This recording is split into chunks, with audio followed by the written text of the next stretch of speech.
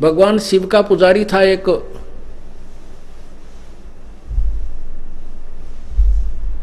भस्मागिरी, और शिव जी के द्वार के सामने, उनके गेट के सामने ऊपर को पैर करके नीचे को सिरासन पर 12 वर्ष तक तप किया। पार्वती ने प्रार्थना की भगवान शिव जी से कि हे भगवान, आप तो सर्वशक्तिमान हैं, आप जो चाहो सो दे सकते हो, ये आपका श्रद्धालु क्या मांगता है इसको दे दो, ये चला जाए यहाँ से। तो भगवान शिव ने कहा मांग भाई, क्या मांगता भस्मागिरी, मैं तेरे से अति प्रसन्न हूँ। भस्मागिरी कहने लगा कि भगवान वचनबद्ध हो जाओ तब मैं कुछ मांगूँ। भगवान शंकर ने अपना पीछा छुटवाना था कि बारने आगे रोज निकलते दिखे, धरना दे रखा है इसने। कहने लगा अच्छा भाई तथा मैं मांग क्या मांगता है, मैं वचनबद्ध होता हूँ।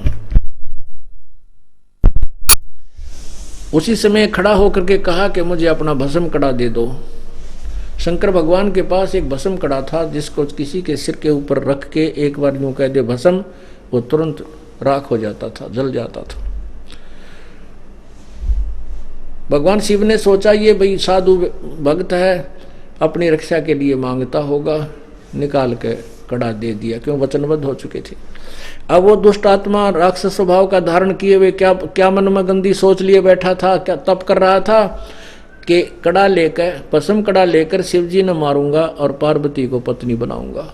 ओए होए, ओ तेरा गजब हो।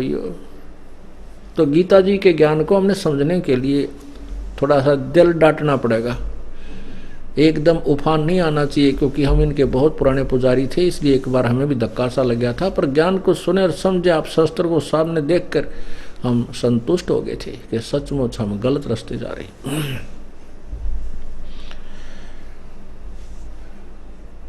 अब भगवान शिव जी भाग लिया अपनी मृत्यु के डर से।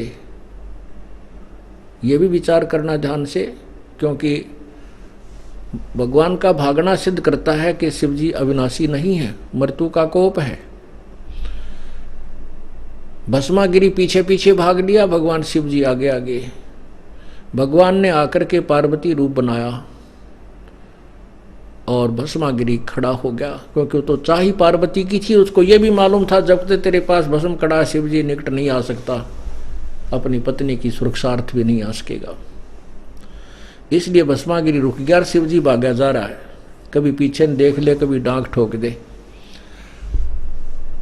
उधर से शिव पार्वती रूप बना करके भगवान ने आकर के उसको अपना कहा कि रुक जाओ, आप क्यों भाग रहे हो, मैं तेरे पास आ गया हूं। भस्मागिरी डट गया। अब पार्वती रूप में भगवान ने कहा कि तू डांस करके दिखा मुझे। वो कहने लगा मैं तपस्वी आदमी हूँ। भस्मागिरी बोला मुझे डांस करना नहीं आता।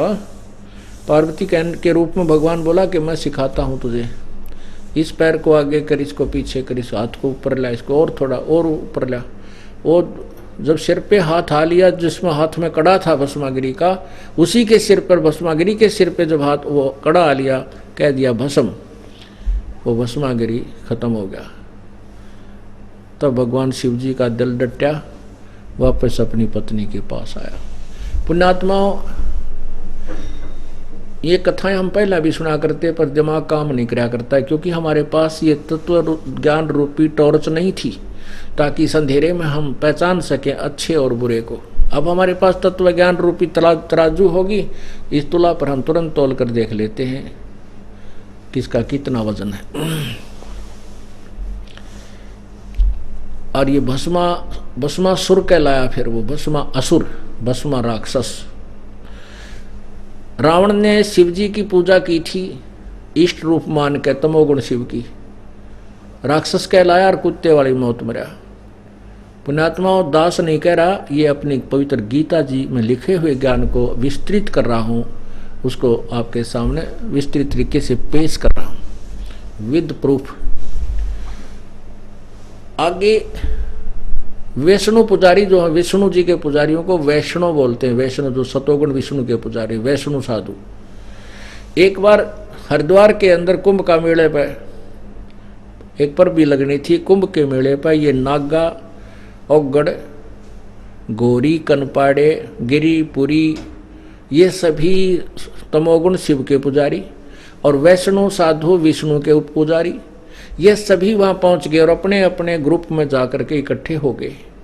फिर स्नान करने के लिए जिस दिन स्नान होना था, पूरे का पूरा ग्रुप समुदाय चलता है। सबसे पहले नागा पहुँच गए और उन्होंने पूरी हर की पैड़ियों को घेर लिया स्नान करने के लिए। पीछे से वैष्णव साधुओं का पूरा ग्रुप आया। वैष्णव साधु कहने लगे, भाई नागा तुम मत नाओ, पहले हम स्नान करेंगे, हमारा नंबर है, क्योंकि हम सर्वश्रेष्ठ संत हैं, क्योंकि हम सतोगुण के पुजारी हैं, हम विष्णु साधु हैं, सब व्यसनों से हम दूर हैं। नागा कहने लगे, नहीं हम सर्वश्रेष्ठ हैं, सबसे पहले हम स्नान करेंगे और हम त्यागी वैरागी हैं, हमें किसी चीज़ की इच्छा नहीं है, हम निवस्त्र रहते हैं। विष्णु साधु कहने लगे, तुम बाहर आ जाओ, तुम सर्वश्रेष्ठ नहीं हो, तुम नहाते न धोते, शरण फिर टट्टी का हाथ भी ना धोते, तुम पशु की तरह नंगे फिरते हो, तुम कहे कि सर्वश्रेष्ठ हो, बाहर आओ। इस तरह बातें उन्होंने नागाओं को कह दी। नागा फिर अपना वापस मुड़ लिए, लट्ठम लट्ठा मुक्कम मुक्का। वो भगवान भी भूल गए, हर की पैड़ी भी खत्म हुई, नहीं याद रही, और ना ही वह पर भी याद रही जिसके लिए नान गए थे। मुक्का मुक्का फिर तलवार निकाल लाए, तीर मारे एक दूसरे को। 25,000 वो ये त्रिगुण पुजारी कटका वहाँ पर जो है कत्लेआम हो गया, आपस में लड़ मरे और गंगा के पानी को लाल कर दिया और उसमें सब बह बह कर चाल रहे हैं उन पुजारियों के। पुण्यात्माओं, इस सदग्रंथ को हमने समझ करके तत्व ज्ञान को ग्रहण करना है और तत्व ज्ञान की रोशनी में कदम रखने हैं, कहीं ठोकर ना लग जा। पहले बहुत भटक चुके हैं।